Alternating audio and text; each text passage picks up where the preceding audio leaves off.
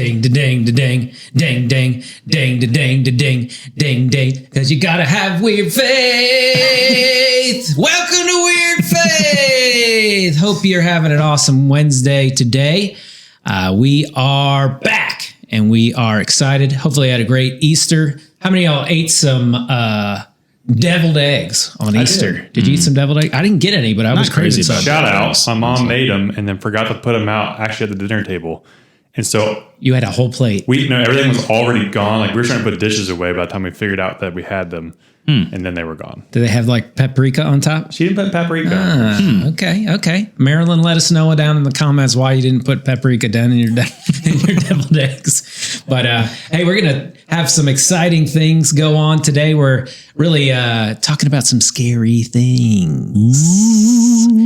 But before we do, Scott's going to tell us some comments that we had, some shout outs down there on our comments. Yeah, so the last episode we had some fun. And one of the fun things that we had some comments from people like Janie Carrico, who claims she's been trying to tame Ron Williams to be a loving son-in-law for 29 years. That's lost. But, and then gave us one of these emojis. What are you going to do?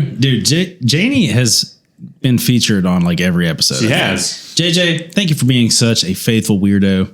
We love having you. Lisa even commented on how much we talk about her mom, so it's pretty awesome. Yeah. Lisa, I think, was a little bit jealous about it. Well, why don't you comment? Lisa, maybe you should vote one of us the Weird Award winner every now and then. Speaking of Ron, he makes some excellent meatballs. He does. He has some. He made us. If you want to invite the Weird Faith podcast over to your house for dinner, a live broadcast from the Williams house while eating rigatoni and meatballs. We totally should have done that. Yeah, Ron and Lisa had us over.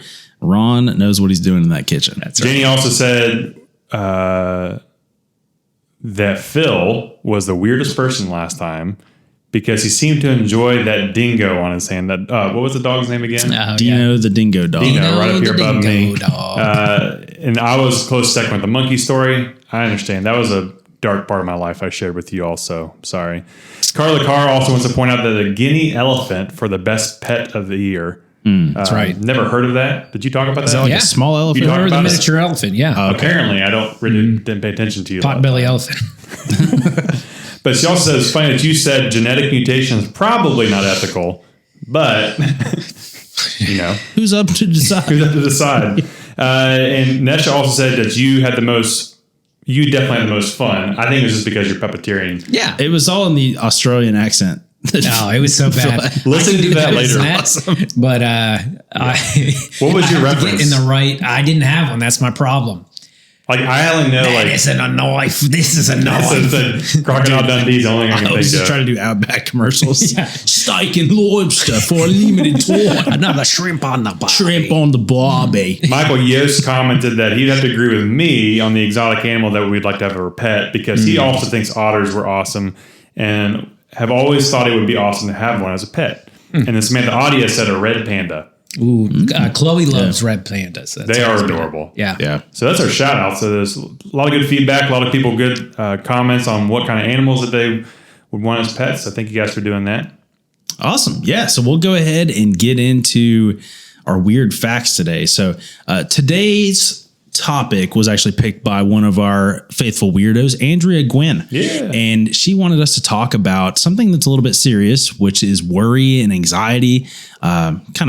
We'll kind of use those words interchangeably today, but this idea of worry and overthinking and things like that. So I know for me, and maybe you guys could agree, sometimes when I feel anxious about something, I realize later, looking back, that it might have been kind of an irrational fear that I had. Absolutely. And that's not always the case. And anxiety is very real and something that a lot of people deal with. But I thought it would be cool to start before we get into our devotional content today, talking about strange fears, strange phobias. So I had these two guys bring in some weird facts. I'll go ahead and lead with one, though, before I turn it to you guys. I couldn't actually find a word for this. Me and Phil share one that he's going to talk about. I think this is actually one you have. Bothered a little bit more by it than me. This is one that he has, but he doesn't know that it medically has a name for it. Yes, it's definitely worse for Phil. It bothers me. Yeah, the one we share. Yes, the one we share. It has a name. Yeah. So the one that I want to share, I don't know what the name is for it. I couldn't find a name.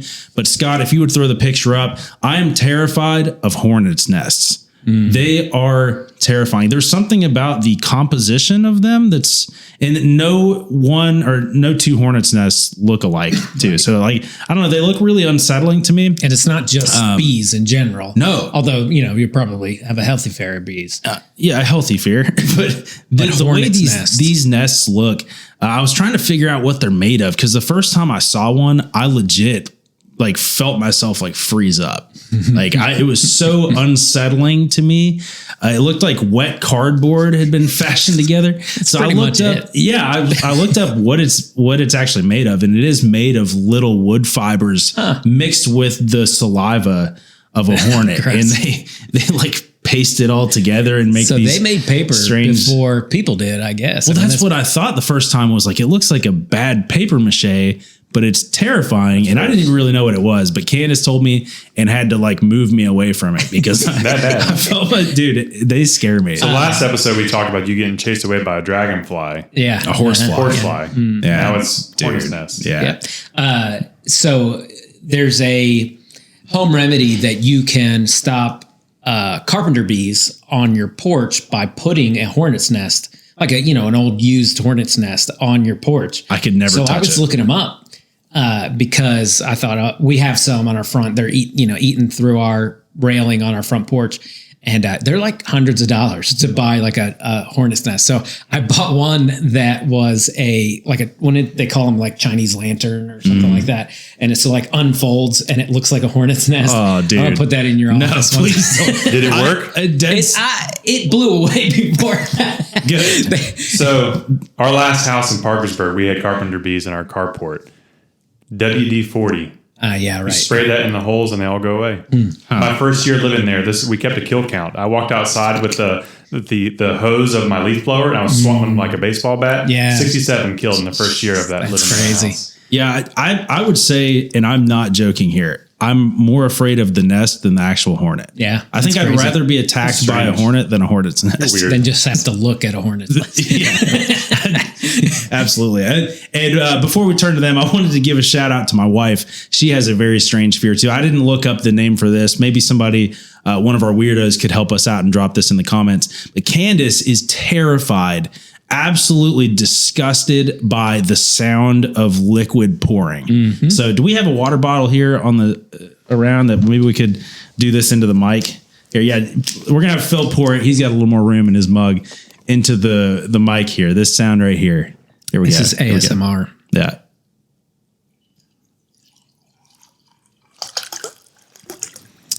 Candace. I'm sorry. Everybody's going to have to stop and pee while they're driving. Yeah, but no, that sound, Candace cannot stand it. She will cover her ears and yell random noises. If you're at dinner with her, you won't know that. If you have, the lady pours the waitress comes back to pour the water, Candace is going to cover her ears. She cannot stand that sound. So, wow. What about you guys? Let's start with Scott over here. What do you got? Oh, so mine, I haven't met anyone that struggled with this until I met Josh. Josh doesn't know he has this is called phobias. And I actually have a picture that shows what this fear actually is. So let's put this picture up here real quick. Wrong picture. I was about to say, dude. Yeah.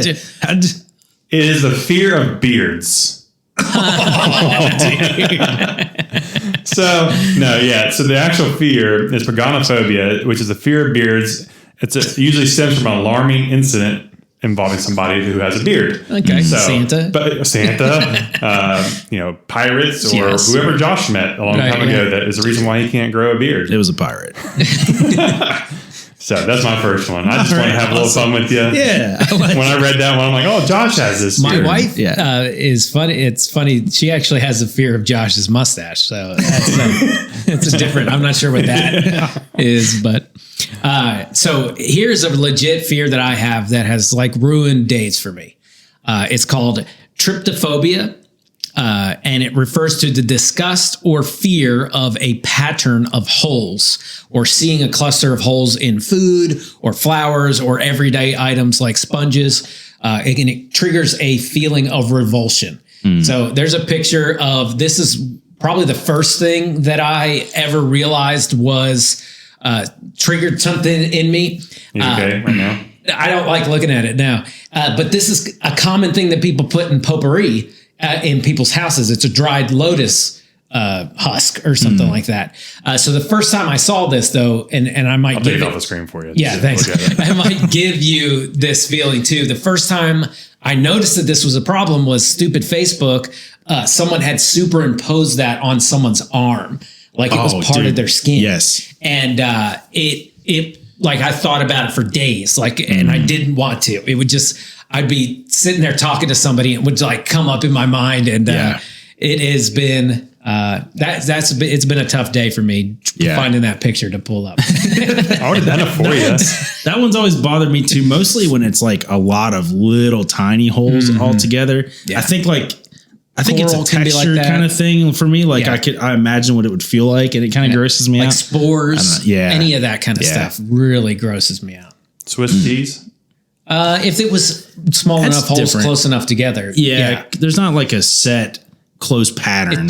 Something to do with the. So I'm gonna get a hole punch and make you an arts and craft project. I have seen shoes that have grossed me out before. Really? With like Crocs? No, it's not that. It's smaller than that. It's got to be really small. That looks like something could crawl out of it.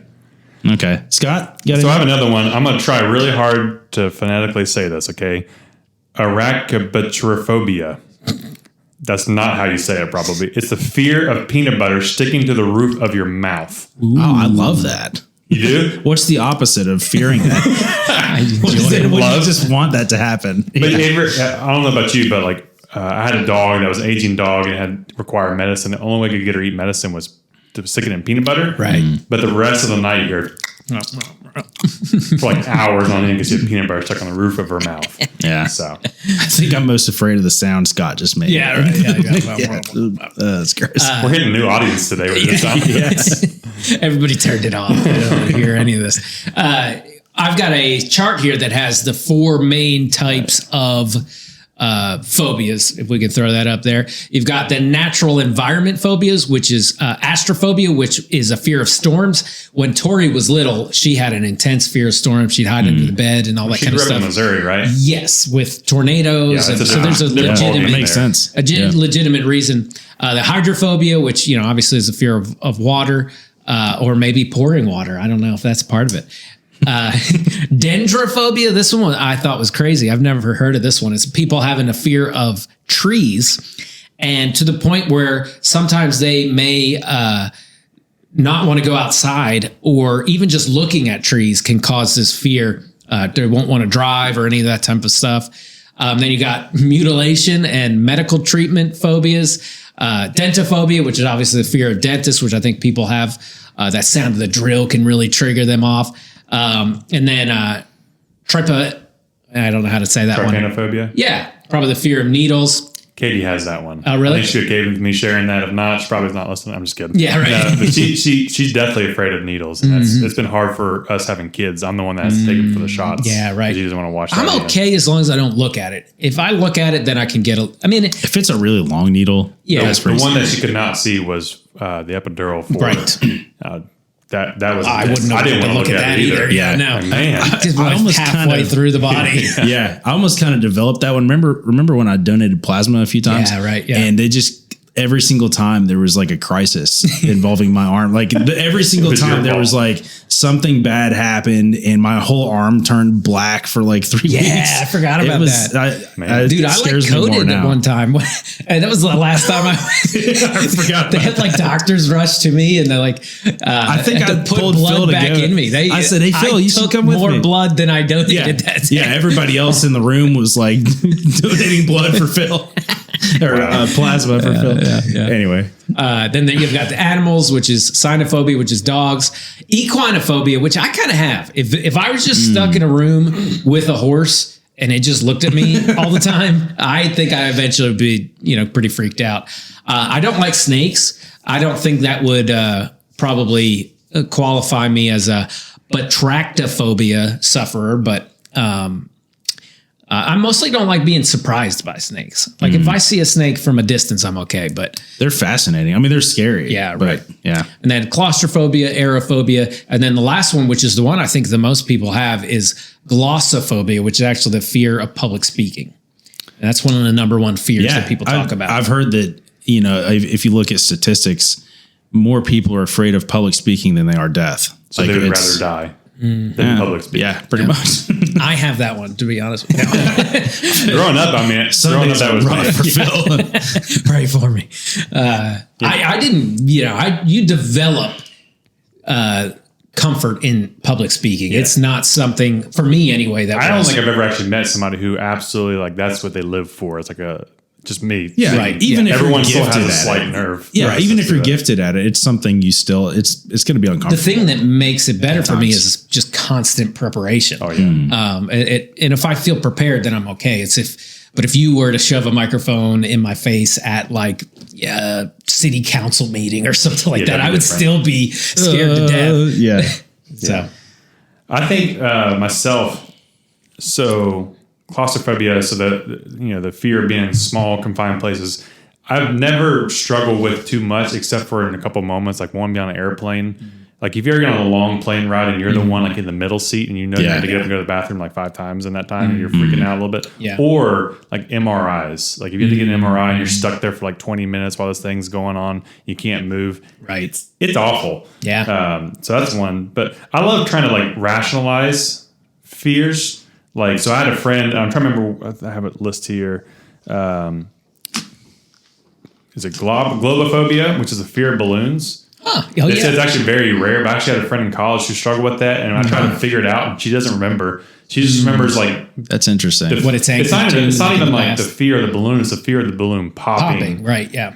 So I'm like, that's an uneasy feeling if you're just sitting there watching it. I bet it was like the scariest movie ever. I'm sure. Fear of clowns and also there's a clown holding a balloon. Oh no! But the closest thing I have to a phobia is I don't like anything to do with eyes. I feel like God's given me 2010 for this reason. I have 2010 vision because otherwise I would probably die. Yeah. I don't like anything near my eyes or anything touching my eyes. Don't even look at me. I can't watch Katie put her contacts in. Eyes. If Katie puts contacts in, it freaks me out. Yeah. So much so that when it's like 4 or 5 years ago, I was helping my dad with a project in his office and I got drywall dust in my eyes. And it was awful. And I thought, I have to go to the hospital, which freaked me out even more because I knew what it would require. Like they were like scrape it or wash it out. I'm like, this is gonna be terrible. I'm just gonna go home. So I went home and like tried to make myself cry. I think I watched Marley and Me just to kind of get the emotions rolling there. You don't have a soul. You wouldn't cry during that. You'd rather watch them die like on nature videos. But I remember Katie's like, I'm gonna try to help you. So I'm laying on the couch on my back and she puts her knees on my shoulders and starts like trying to get the pieces of drywall. And I got like superhuman strength and I picked her up and threw her across the room. I'm like, get off of me. Don't mention that on the podcast. I'm not, we're all mandatory reporters. Yeah, I know. I'm just gently late. Anything in my eyes freaks me out. Yeah. But the only way I can rationalize it, Star Trek fans, maybe some of our weirdos, Star Trek First Contact, I think it was the opening sequence of Patrick Stewart. He has a nightmare and there's a big needle coming for his eye. And for the longest time, I thought it like punctured his eye because I never watched it. It wasn't until 3 years ago I finally made myself watch the entire scene trying to conquer this fear. It doesn't do it. He wakes up before, but still. That's funny. Yeah, I've seen those scenes before, and I mean, it's not comfortable to think about it. Yeah, for sure.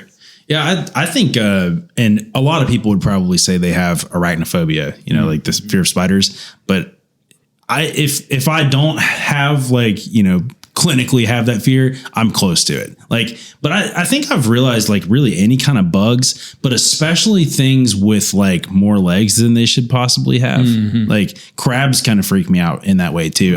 It bothers me that there's so many moving pieces all at once. When a spider's walking, that many legs are moving, it freaks me out pretty bad. So would you eat crab? I would eat crab. Yeah.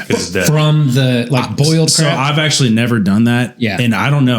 I would struggle with it a little bit. Like crab and stuff like that, but it kind of grosses me out breaking it open and stuff. Yeah. It's like this exoskeleton. Yeah. It's this is just an insect that we're okay with eating. There's a reason I've probably never eaten it like that. Like crab cakes, I like crab meat. Right. Yeah. But what about snowshoe crab where you eat soft shell crab? Where you eat the shell? Yeah. I don't know.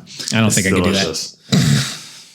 I saw a guy, this is on TikTok the other day. He snuck a real life lobster into Red Lobster And so whenever he ordered lobster, he quickly took the one that was cooked off his plate and put the live one on it. Oh, nice. Followed That's and awesome. made a complaint to the waiter. Who This is a little undercooked. It's like walking What about on the table. one of those, like a fish with eyes? Could you eat that? I've done it. Oh, okay. I didn't know if the eye part would mess you up. No. I'm not testing the eye. Deep their poke eyes. it. I'm not looking at that. I saw one more, and I don't know if this is a real thing. I've told both of you recently how much I love ducks. Like, I really like ducks. I want to have ducks one I day. saw him in Tractor Supply staring at ducks for like 5 minutes, wanting to like pet them. And You just had it at Hart's Kitchen, didn't you? it was delicious. I think watching Friends years ago, it was like, dude, that's so cool that they have a duck. Yeah. And Candace and I like to go walk out of the VA, and I just love looking at the ducks out there too. But Tryptophobia is the fear that a duck is watching you. So not even just the fear of ducks, but just that there might be one behind In me, the room. just looking at me a little too You weird. can't be sure there's not one. No, I can't be sure. So I thought that was funny, but I like this one. It's called phobophobia, which is the fear of developing phobias, which is just a vicious cycle. I'm sorry if anybody has that. You just constantly worry that you might develop a phobia. that's rough. Yeah. There's actually one that a lot of people in church suffer, and they don't know it's a phobia.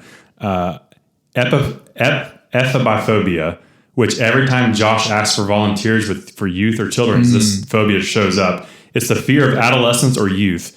People with this phobia may perceive teenagers as out of control or dangerous and believe they are rude, unpredictable, and do not follow rules.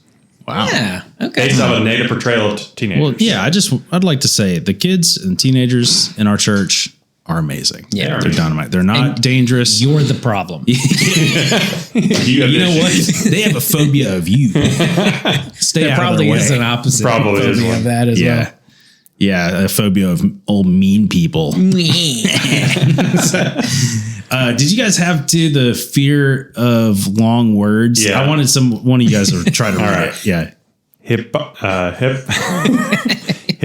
Hippopotamonstorosis quidleophobia. And he didn't even mess up saying that. That was perfect. It is also, ironically, the longest word in the dictionary. So it is actually a real It's word. a real word. Oh, wow. I think thought you it was had just a joke. You had to pick the longest word to describe the fear of long words. Okay, so this makes sense, though. The first word is hippopotamus, isn't it? Yeah, that's Well, why that comes from I felt like they just added something. that. Like, the word's got to be longer. So there's another Add name for it hippopotamus called to it. sesquipedalophobia.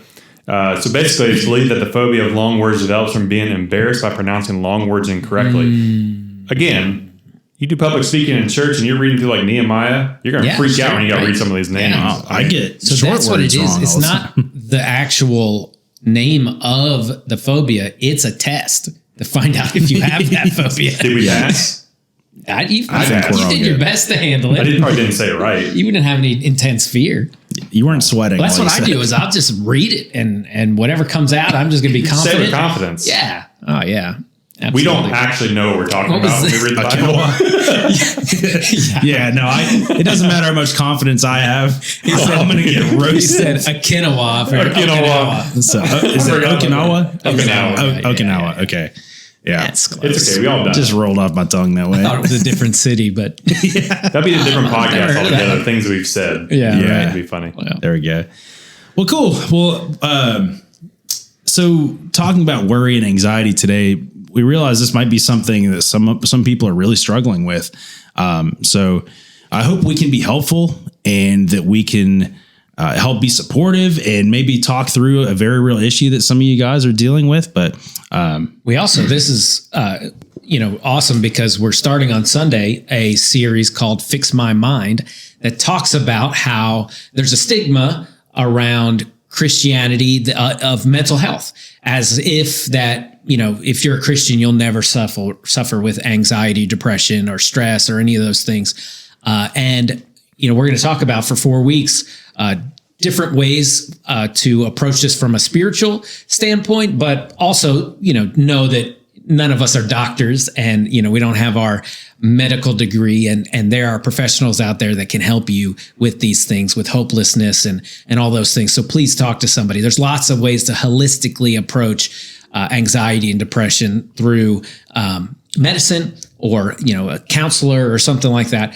But if you resonate with this episode, join us on Sunday or watch it afterwards on YouTube. And Fix My Mind is coming up this Sunday as well. And like Phil said, seriously, there is no shame in finding help outside of the church. Jesus followers can suffer with mental illness. Absolutely. And they can love Jesus, and you can pray as hard as you possibly can and read your Bible and still suffer with mental illness. So someone might have told you that, something different than that at one point, but we see it in the Old Testament especially, where people suffered with hopelessness and depression. And you'll see once we open things up, all three of us I know we'll probably have some kind of story of a time in our lives where we were struggling with things like this. So, but yeah, we'll talk about worry and anxiety and the art that so many of us have mastered, like overthinking, right? We're really good at that.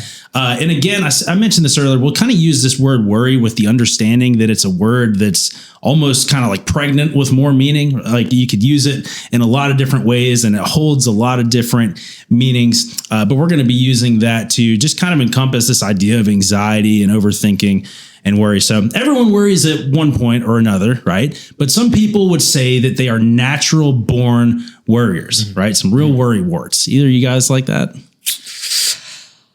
Mine, I've learned mine worry. I don't think as a kid I was naturally worried about too much. Responsibility can really add to, the more that you are in charge of can add those different things. What about you, Scott? It pops up randomly. Yeah. You're for the most part both of you are fairly easygoing as far as I feel like anyway. I don't know what goes on the inside, but just judging from the outside. No, I'm pretty good. If any of us is natural, it's me. Yeah. But mine is more of a logical steps. It's more about doing than it is about just sitting in paralyzed, Right. I overthink more than I worry. Yeah. I'll kind of build scenarios. I'll have conversations where I have 7 scenarios in my head before the conversation happens, and none of them turn out. Which can be bad as well. Yeah, especially when you're trying to sleep. You had that Saturday. If I wake up in the middle of the night, it's because I'm overthinking something and I just can't get back to sleep. Yeah. Sometimes I can like detach myself so far from reality in this. And like, it's like 20 minutes have gone by and I'm like, none of this is real. And I need to backtrack a little bit. Yeah.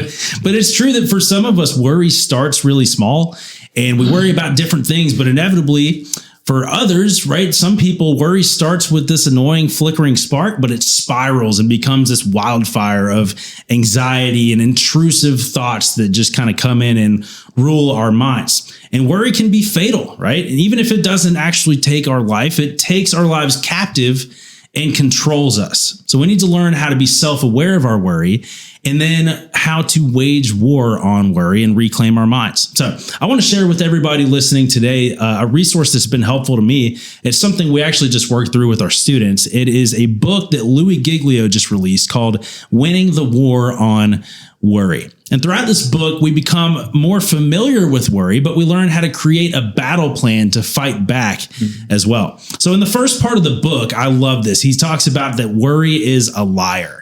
Worry is a liar. Worry likes to convince us these lies. And Louis lays out these 4 lies, and I just want to run over these real quick with you guys. I thought this would be helpful for somebody.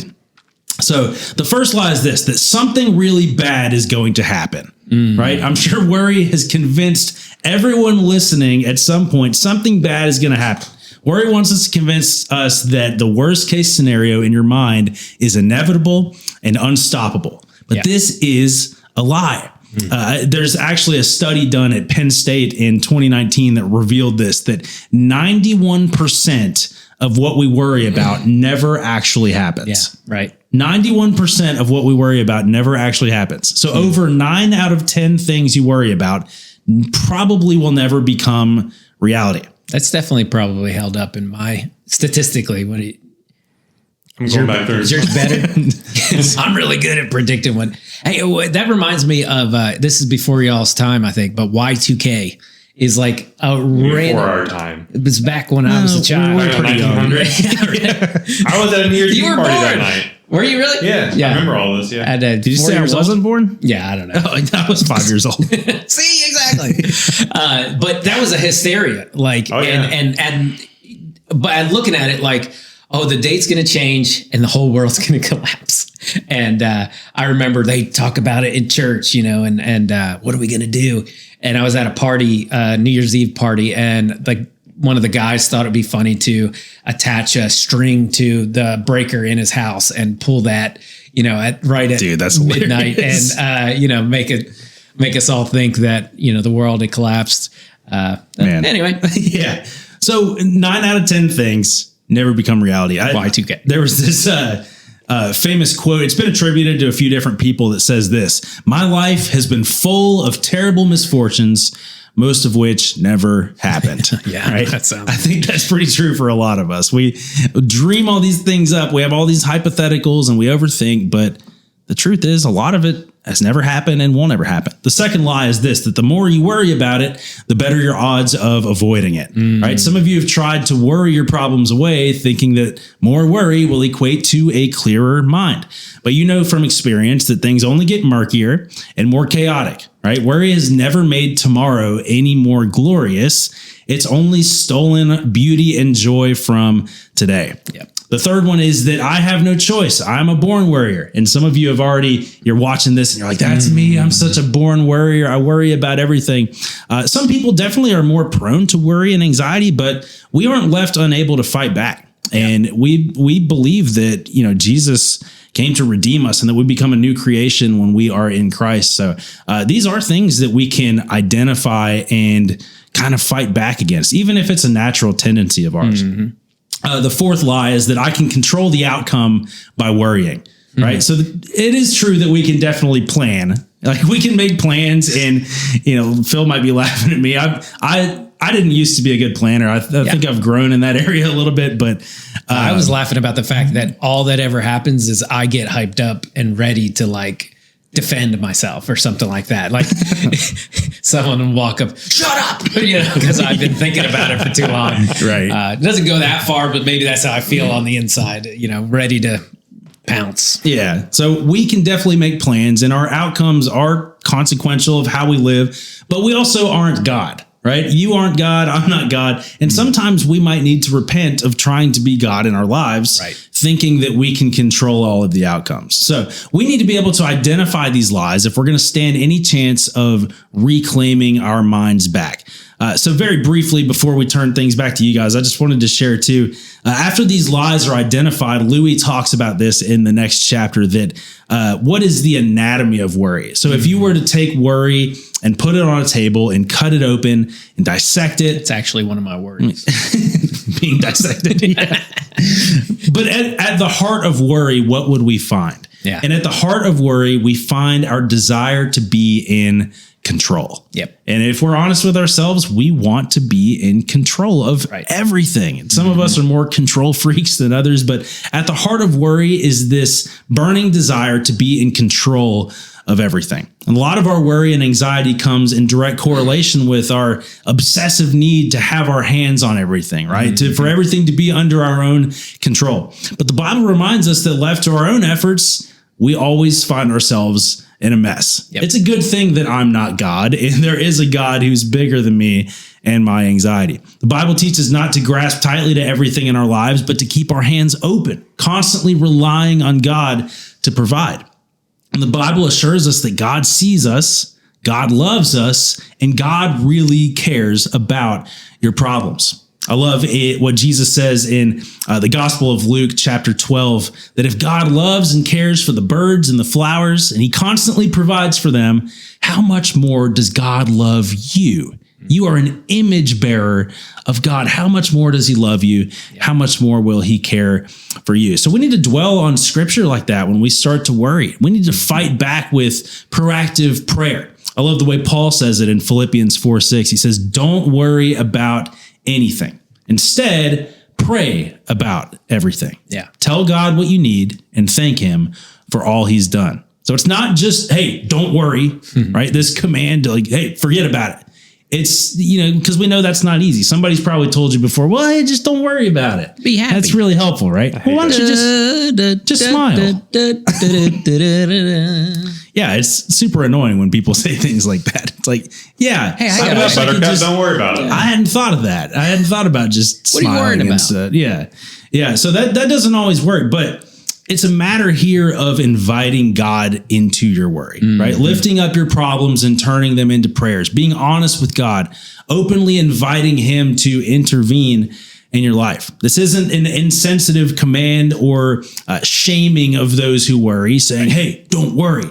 Yeah. It's a plea to fight worry with constant prayer. And instead of dwelling on worry, abiding in the one who is bigger than our worry. So I'm going to turn things to you guys real quick. Just maybe something you wanted to add to this, or maybe you want to share an experience from your own life where you've seen worry and anxiety kind of take over. Well, the thing that we don't think about sometimes is that we actually train our brains. Just like we train our bodies, we can stretch and we can walk often, and we can change our eating habits, and it can change our bodies. We also, our mind, our brain is part of our body. And the way that our brain works is things that you have thought before are easier to think again. So if you're constantly a negative person, the more negative you are, the more easy it is to be negative. And so that's one of the ways that and we'll talk about this in our Fix My Mind series, but that's one of the ways that we can fight anxiety and depression is by retraining our brain. And like you said, fixing our mind on God and who he is. The Bible tells us to magnify the Lord. Magnifying the Lord doesn't make God any bigger, except for in our view. We look closer at who God is. And as we look closer at who God is, our problems seem smaller. When you look at how infinite and how omnipotent and all powerful God is, the little problem that you're having with Susie at work doesn't look so big anymore. Yeah. And then you look at life with a long view, that life is long, and what I'm worrying about today, in a week, I probably won't even remember anymore. So we can retrain our brain to think in these ways that can help. And that can help alongside of, maybe medicine or counseling or any of those other holistic problems, is changing our thinking habits. Now, it might also be getting more sleep or exercising or changing our diet. Yeah. I found out a few months ago, I actually was around Christmas. Christmas is a busy time for people that work at churches. And I think I was drinking way too much caffeine, because I felt like a low level panic, like all December. And I was like, all right, I'm going to stop drinking soda. Because it wasn't just coffee too. I'll drink a diet, go to Wendy's and get the biggest diet soda they have, because it's a better deal. You can't get a small soda. Small soda costs $2. At XXX large costs $2.50. So it's like, that's how they did on Parks and Rec. Yeah, right. It was like the 500 ounce. Right, yeah. Drink. So, but it's the best value. When I stopped drinking so much caffeine, I realized, this thing maybe isn't just giving me energy, it's making me anxious. And those little changes like that in our everyday. So maybe you are somebody that struggles with chronic anxiety and depression. That doesn't mean that you have to lean into it and just say that I always will be like this. There are things that we can spiritually change. There are things that we can change health-wise and all those different types of things that can really, really help with that. So for myself, I would say, maybe you all, we can disagree on this, I don't know. My struggle has been more on the depression side of things, which I think is kind of in a different... it's like related, but different. Right. Yeah. Yeah. That's hopelessness is, and sometimes anxiety can lead, like I worry so much about something that I get to a point that I'm hopeless. Because naturally, I've never seen myself as a worrier. But the one thing I've always known that I do is I can sometimes kind of stifle things and bottle things up to the point where if I don't address it or don't allow it to happen or don't allow things to kind of express themselves, I can all of a sudden just check out mentally or go into dark places in the past. But I will say one time where, because I have, even alongside this, I have battled with panic attacks in the past.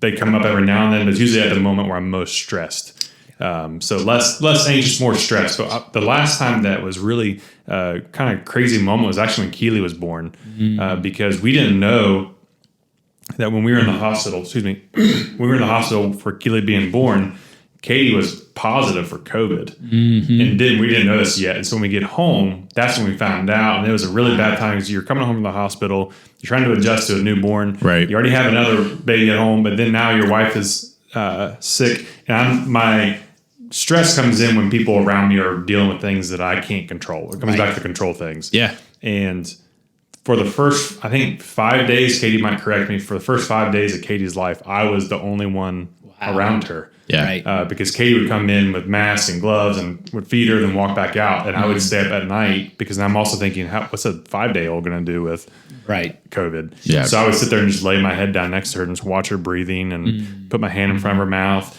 And then the day I had to take her to get checked herself, I'll be honest, I wanted to punch that nurse. Watch that when that little thing went up her nose, like a 5-day-old, I'm having to hold her head. And that was sending me off the edge. Right. And it was me bottling all up just so Katie would know we're good. Yeah. But secretly it was me. I was spiraling out of control. Yeah. And that's more of my kind of issues with it all. Right. That can be tough too when sometimes in marriages or relationships, one person suffers with anxiety and the other person is pretty even keeled.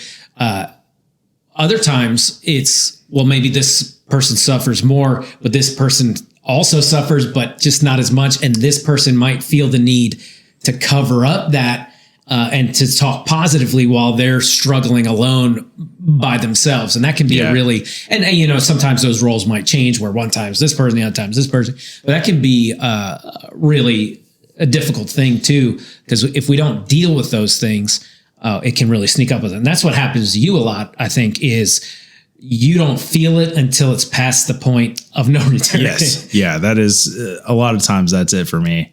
So like Scott said, I've really the last couple of years, maybe I've had a little more anxiety. It's typically in the form of overthinking. Like Scott said, like I'll just randomly get hung up on, somebody said this to me on Tuesday. What did they mean by that? And like, I start to build these like scenarios in my head and things like that. But yeah, like Phil said, I struggle with dealing with things on time. And I won't even realize that I've bottled all of these feelings up until it's, I'm a mess. Yeah. But like Scott said, it's not been as much anxiety for me, but, I know worry is the main topic here today, but depression, and I think that's fair to talk about because hey, I'm sure most of you watching today are struggling with some kind of mental health or have struggled with something like that.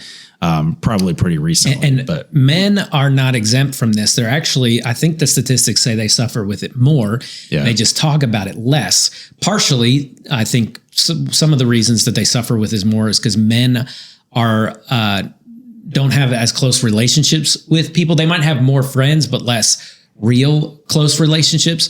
For some reason, we think talking about our struggles makes us weak. Yeah, where in reality, somebody that is, we're not talking about making stuff up, but like talking about themselves for real. That we talked about a fear of public speaking. Getting past that and opening up can be a great sign of bravery and courage. So we want to, encourage you, if you are somebody that is struggling alone, to open up, find somebody that is sincerely will listen, right? Yeah, and cares about you, but then be honest with them. And sometimes just talking about it and letting it out is the biggest thing. And I think in society today we've lost that. Just going and talking to a neighbor on a porch, drinking iced tea about some of the things that you're struggling with. Now, what we call relationship is social media, which is not social at all. It's just this, front of a perfect life that we put out there when we're silently, suffering. So worry, anxiety, all these different types of things, just talking and letting, and somebody listening to you can sometimes be the key there too. Yeah. I know having like a couple specific group chats in my life has been really helpful where we can occasionally how's everybody actually doing, and there's some people in my life that I know I can go be super honest with. And like a couple Sundays ago, it was a Sunday night. was getting ready for student ministry, and I'm just going to be open with everybody here today. I was just really tired. It had been a long couple weeks. A lot had been going on, and I was just like, I felt I was a mess on that Sunday afternoon. And I hated that because I was like, I need to be I need to be spiritually in the right place and mentally in the right place to lead, these other leaders and these students. And so it was bumming me out that I was just like, I just feel like I'm in the dark right now. But I knew I had a handful of people that I just started texting a couple of close friends, like a Brett Harbaugh. Like, I'm just going to give him a shout out. He's always one of those guys that's, even if I'm not saying something like that to him, he's checking on me. Yeah. And I wanted to say his name just to give him a shout out. Thanks for caring about me, man. But there's some people in my life that I know, okay, I just need to text some people. I need to ask for prayer. I need to ask for encouragement. And I've been blessed with a lot of people that can speak into my life in those areas. And that's the important thing too. You might say, well, I don't have any friends like that. The best way to get friends like that is to be a friend like that. I know Brett will do that to me too. And I know I'm more prone to ask Brett, hey, how are you doing? Yeah. Because he's asked me how I'm doing. And that's one way that we can begin to build those relationships, is to be someone that cares about other people. Yeah. And I challenge in our life group, we all want authentic community, but you will never get it if you're never presenting an authentic self yourself. Yeah. That's and a good way to say if we're not doing that, we'll never receive it. Right. Yeah. And so my challenge, especially over the next few weeks as we talk about this and the fix our mind, find somebody and be authentic. As we talked about, it can be very freeing. I mean, I'll never forget, it was one of the worst times of my entire life is when I finally had pretty much a mental breakdown from my parents. But just the freedom that actually came with that moment was huge. Yep. And just the needs that were revealed, and just went to counseling right after that, and ended up being one of the best things ever happened in life. But there's moments in marriage, there's moments in friendships where those kind of things happen again. And it's always, you kind of have to chip away at the things that are blocking our authenticity. Let it show itself. And if you have somebody like that in your life who can take that, you found somebody that's awesome. And ideally, this is someone that, if you can find it, that is spiritually mature as well, because you can get the opposite of that if somebody tells you, to bow up at somebody or to get revenge or, to tear down somebody else, rather than listen and just say, I care about you and I'm here for you. And to say those type of things rather than, go run your car into somebody's house or something like that. I mean, there's dangerous ways to have that happen too. Yeah. I love you talked about authenticity. I know you guys have heard this quote. I go back to this all the time with our students, is that, we all have the longing inside of us to be fully known and fully loved, but how those things go together. I can't be fully 100% loved by Phil if I've only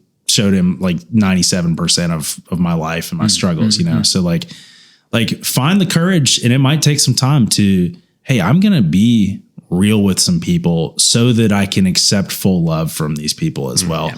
So that's the challenge for you guys today that we've kind of covered, is to find your friends, find that circle of people to surround yourself with, that you can be real with, that you can talk about worry and anxiety and depression and all of these struggles with those people. So find those people, but also the second challenge is to be that person for somebody else. So maybe there's somebody in your life that, maybe things seem fine, but they could be struggling too. So I want to challenge everybody, find your circle, but also reach out to somebody this week. Reach out to a friend, maybe somebody that you haven't talked to in a while. Maybe it's one of your best friends. Maybe you just write down the names of 5 people and say, I'm just going to check on these people this week. And because you might be the person in the community and the circle that they're longing for in a dark season right now. We share a third challenge. Yeah, let's do it. Share your story. Yeah. You don't realize the power that your story may have in helping someone else come out of this darkness that they are living in, just by hearing your boldness and your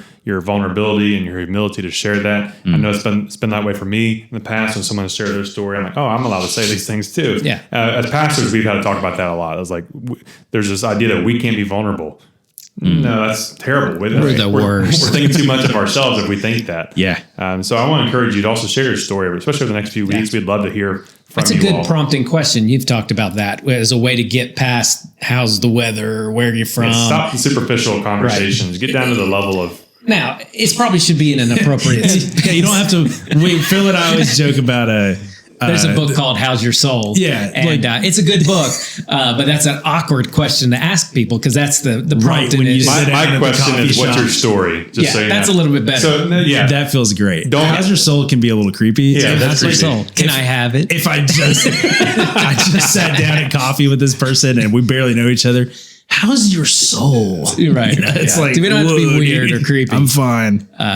Yeah, absolutely. And if you're part of a church, a small group is a great way to do that. Or if you're not part of a church, or maybe your church doesn't have a small group, just finding some people and say, hey, look, I need a community of people. Just being honest, I need people, and I want to be there for other people too. Open your Bible, start in the Gospel of John, and just start talking about your lives and talking about what the Bible says, and say, what would this story look like in today's age when Jesus did this or said this to this person, and just start that micro church in your community at Hardee's or something like that. You can have that community, and you don't have to go through, and I'm saying this, as pastors, you don't have to go through your pastor to start it. And if he has a problem with that, tell him to holler at me. Yeah. I'll fight him. But no, I'm just kidding. I won't do that. That's Scott. He likes he to will. fight everybody.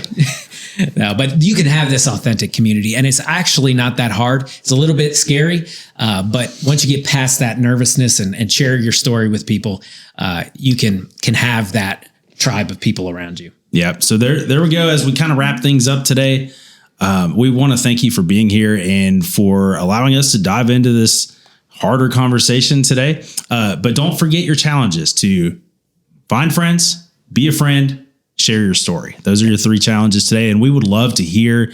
You don't have, maybe it's a little more personal and you don't want to put it in the comments on YouTube or on Facebook, but we'd love to just hear about like how, this episode helped you with whatever you're going through, and maybe it spoke to you in some way, or maybe you just kind of want to share a little bit of your story or what you're dealing with us. So, or you're, maybe it's a little lighter and you want to share your weird fear. Yeah, you can talk about that. We'd love to see too. those phobias on there too. Yeah. But make sure to share this out. Make sure to vote for a Weird Award winner for the next episode. We want to get this out to as many people as we can, and we try to make sure this is an easy on-ramp for people, even if they're not believers, to come in and listen and talk about weird faith. So share this out. Hit the like button, subscribe if you haven't done that.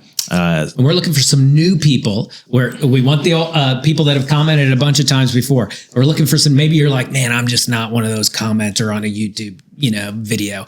Do it. We'd love to read those, and we'd love to just know you're listening and hear what you have to say. And subscribe. Yeah. Don't be like Jared Marazi, who waited until the 9th episode, or whichever one this is, to finally subscribe. Yeah. But he said we are his only subscription on YouTube. That's There we pretty go. good. That's Hey, right. I'll take we it. really light up. Like when there's comments, we're texting each other in our group chat. Look, We who have fun. commented, and we love seeing you guys interacting and sharing it. And maybe, like, I know Samantha Audia has posted a picture of her girls watching. Like, we that's love awesome. seeing that stuff. So If you hit that little bell, it's the notification button. It'll notify you when there's new videos. So anyway, we're so excited to have this community with you. We're having a blast, and we hope that you will begin to battle worry in your life, and don't just, lean into it and just say, I'm a worrier, and remember these challenges, and take your faith to the next level. So let's get weird, because normal isn't working. we love you, weirdos.